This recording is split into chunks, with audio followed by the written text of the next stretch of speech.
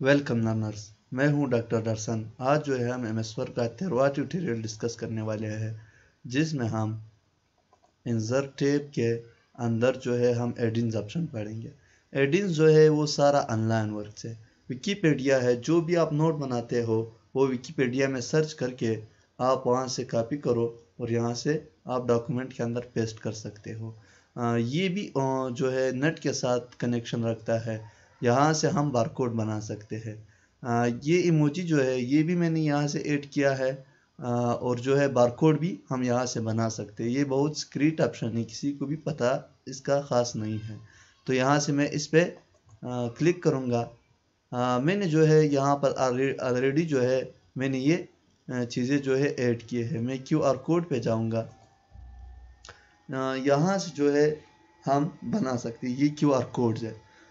तो यहाँ से ये इसी तरह वर्क नहीं करता है। यहाँ से जिस चीज़ का भी आप बारकोड बनाओगे उसी का लिंक आपने यहाँ पर पेस्ट करना है, फिर ये काम करेगा। यहाँ से मैं क्रोम पे आ जाऊँगा। ये मेरा चैनल है, ऑलरेडी डॉक्टर दर्शन के नाम से है। यहाँ से मैं अपने चैनल का लिंक कॉपी करूँगा। अब यहाँ से जो है मैं ये लिंक कॉपी करूँगा।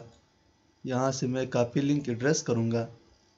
इससे मैं यहाँ से मैं मेथड में वापस आऊँगा। अब यहाँ से जो है हम एडिंग से बारकोड को ऐड करेंगे। अब यहाँ से मैं लिंक को पेस्ट करूँगा। जैसे ही मैं लिंक को पेस्ट करूँगा, अब यहाँ से जो है आप बारकोड का जो कलर्स है वो भी आप दे सकते हो।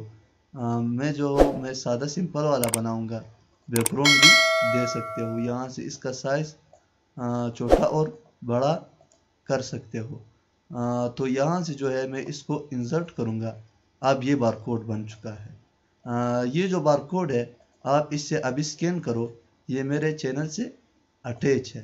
तो आप इस तरह एक बारकोड MS वर्ड में बना सकते हो। मेरे चैनल का लिंक ये है। तो आज का लेक्चर यहीं पे ख़त्म करते हैं। अगर वीडियो पसंद आई तो लाइक शेयर सब्सक्राइब ज़रूर करना। Thank you. अल्लाह हाफिज़।